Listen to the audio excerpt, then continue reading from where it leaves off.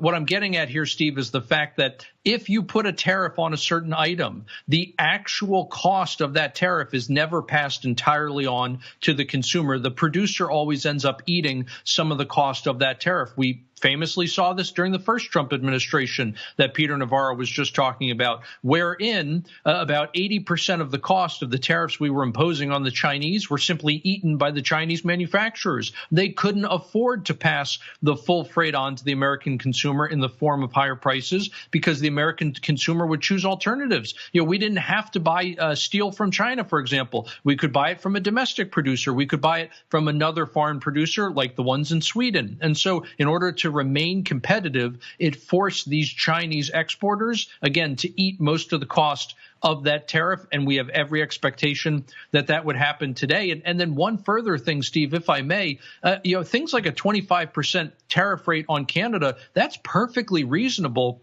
when you think about reciprocity, because the Canadians already impose about a 25% tariff or the equivalent thereof once you consider not just tariffs but also non-tariff barriers, think things like quotas, that they have on American dairy, American automotive parts. And so that is essentially an implicit penalty on Americans, whether it's an American farmer, dairy farmer, or an American factory worker. And so what the president is trying to do here is level the playing field for the American worker, for American exporters, so that we can actually compete on the world stage and make it a level playing field.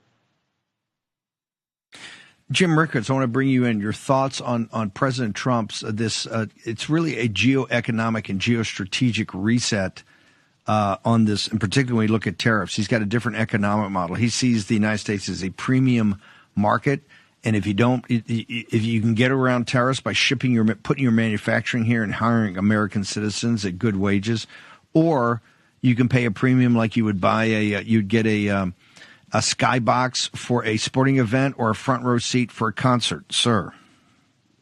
I agree with that, Steve, and I disagree with EJ a little bit on the difference between McKinley and Hoover.